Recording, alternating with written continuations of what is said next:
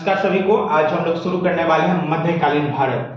आपने पिछले वीडियो में बहुत अच्छा प्यार दिया, इसीलिए बेहतर तरीका से ये गजनी साम्राज्य का जो हम समझेंगे। लेकिन गजनी साम्राज्य को समझने से पहले हमें समझना पड़ेगा एक छोटा सा ब्रीफ के बारे में कि भारत में सबसे पहला मुसलमान कौन था जिसने आक्रमण किया। मोहम्मद बिन कासिम 712 में हम सभी जानते हैं कि मोहम्मद बिन कासिम जो कि अरबी मुसलमान था, उसने भारत पे सफल आक्रमण किया था। और जब इसने आक्रमण किया था तो ये सिंध के कुछ क्षेत्रों को जीत करके भारत से वापस लौट गया था। ये भाग हुआ, यहाँ का क्षेत्र को लौट करके यहाँ से ये वापस लौट गया था। और मोहम्मद बिन कासिम जो भारत पे आक्रमण किया था, उसका उद्देश्य था धन की प्राप्ति करना, यानी धन दौलत को लूटना और इस्लाम धर्म का प्रचार प्रसार करना।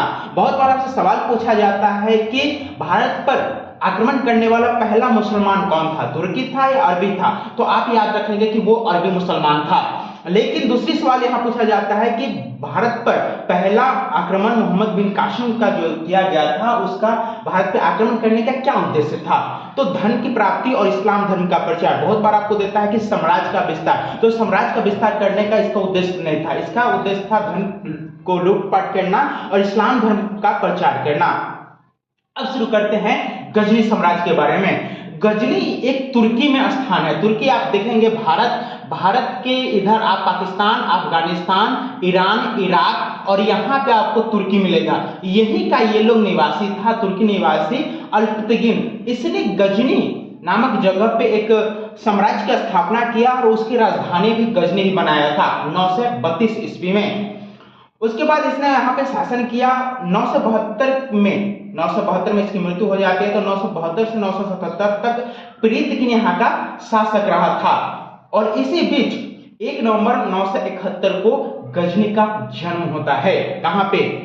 वही गजनी में, यानी गजनी का जन्म होता है गजनी में 1 नवंबर 971 ईस्वी में। 977 तक तो प्रीतगिन शासन किया। 977 के बाद सुबुतगिन यहाँ का शासक बनता है। और ये सुबुतगिन कौन है आपको पता है? सुबुतगिन जिसने गजनी साम्राज्य की स्थापना किया था, इसका दामाद और गुलाम था। कौन? सुबुतगिन। सुबुतगिन कौन था? 932 में जो गजनी साम्राज्य का स्थापना किया था अल्पतगिन का दामाद और गुलाम सुबुतगिन था। और ये 977 में जाकर के गजनी का शासक बना। और यही सुबुतगिन का पुत्र कौन होता है? गजनबी होता है, जो कि 971 में इसका जन्म होता है। और 27 वर्ष की अवस्था में गजनबी जो है वो गजनी का सम्राट बनता है 998 ईस्वी में। 27 वर्ष की अवस्था याद रखेंगे। बहुत बार सवाल पूछा जाता है गजनबी जब शासक बना तो उसकी उम्र कितनी थी? 27 वर्ष की अवस्था में उसने शासक बना। और जब ये शासक बना तो वहीं पे यामीन उल दौला और यामीन उल मिल्लाह की उपाधि इसको बगदाद के खलीफा के द्वारा प्रदान किया जाता है। यामीन उल दौला का अर्थ होता है साम्राज्य का दाहिना हाथ। वहीं पे यामीन उल मिल्लाह का अर्थ होता है मुसलमान का संरक्षण। याद रखेंगे। 998 में तो मोहम्मद गजनबी शासक बन गया। उसके जस्ट 2 साल बाद इसका पहला भारत अभियान शुरू होता है 1000 ईस्वी में। और यह पेशावर के कुछ भागों को जीत करके वापस लौट जाता है और पुनः 1001 में ये शाही राजा जयपाल को हराया था। शाही राजा यहाँ पे जयपाल को पहले बार इससे भी जब इसके पिता सुबुतगिन शासक बने थे तो शाही पे ही आक्रमण सबसे पहले किया गया था। इसलिए क्योंकि शाही ये पंजाब वाले क्षेत्र में है, तो इधर से जो भी आएगा पहले ये वाले इलाके पे हमला बोलेगा। तो शाही राजा जयपाल को इसके पिता के द्वारा भी पहली बार हमला किया गया था। उसके बाद शाही राजा जयपाल को गजनबी के द्वारा 1001 ईस्वी में हराया जाता है यहाँ पे। उसके बाद 1008 में नगरकोट पर आक्रमण किया जाता है। वहां पे बहुत सारे मंदिरों को तोड़ा जाता है। इसीलिए इस आक्रमण को मूर्ति भंजक आक्रमण के रूप में भी जाना जाता है। और सबसे प्रसिद्ध जो आक्रमण है गजनबी के द्वारा वो 1025 का सोमनाथ मंदिर का आक्रमण है। ये सौराष्ट्र गुजरात में मंदिर है, उस पर इसने आक्रमण किया। लगभग यहाँ से 20 लाख दिनार लेकर के वापस लौटा। कितना बाप रे, कितना ज्यादा संपत्ति रहा होगा। यानी मंदिर जो था हमारे भारत में, वो मंदिर एक बैंक की तरह काम करता था। जितने भी संपत्ति होता था, सोना दौलत वो राजा के वो मंदिर में ही रखा जाता था सुरक्षित रूप से। तो ये 1025 में यहाँ से 20 लाख दिनार लेकर के वापस लौटा, और जब ये यहाँ पे हमला कर रहा था तो अहिलवाड़ा के शासक इसका संरक्षण में मदद किए थे, इसीलिए गजनबी अहिलवाड़ा के शासक पे हमला भी बोला था। और जब यहाँ से 1025 में ये धन दौलत लूट के ले आ रहा था तो जाटों के द्वारा इस पर आक्रमण किया जाता है और जाट कुछ धन दौलत को छीन भी लेते हैं। इसलिए इसका जो आखिरी भारत अभियान था गजनबी का वो जाटों के खिलाफ ही था।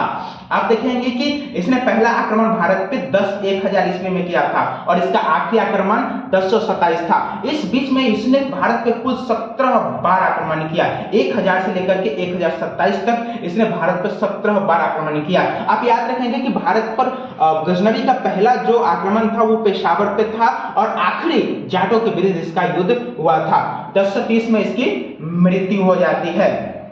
ये जो 1025 में सोमनाथ मंदिर को इसने ध्वस्त किया था तो उसको 13 नवंबर 1947 को सरदार वल्लभ भाई पटेल के द्वारा पुनर्जीवित करने के लिए कार्य किया जाता है और 11 मई 1951 को भारत के राष्ट्रपति डॉक्टर राजेंद्र प्रसाद के द्वारा प्राण प्रतिष्ठा किया जाता है 11 मई 1951 को।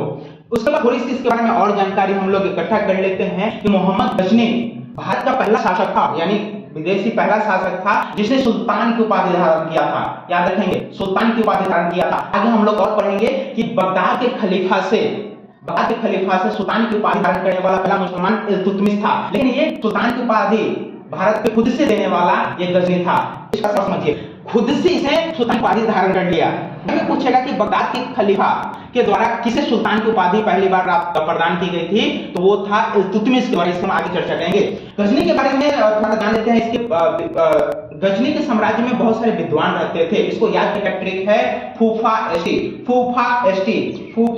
से फरूकी से उक्ति, फिर फिरदौसी, एस अलवर्णी, एस सेवादार राय और तिलक। तो ये विद्वान किसके दरबार में रहते थे? गजनी के दरबार में रहते थे। इससे भी बहुत बड़ा सवाल पूछा जाता है, ये ऑप्शन देता है, पूछा जाता है कि ये कौन है जो कि गजनी साम्राज्य का विद्वान थे। तो याद रखिए फूफा एसटी। अलवर्णी जो है कि गजनी के साम्राज्य में तो रहा था और तहकीक हिंद और किताब उल हिंद यानी इसका अर्थ होता है भारतीय खोज नामक पुस्तक लिखा था। आप याद रखेंगे कि बहुत बार पूछा जाता था कि अलवर्णी किसके साथ भारत आया था, तो मोहम्मद गजनबी के साथ भारत आया और इसने तहकीक हिंद किताब हिंद नामक पुस्तक लिखा था जिसका अर्थ होता है भारत की खोज।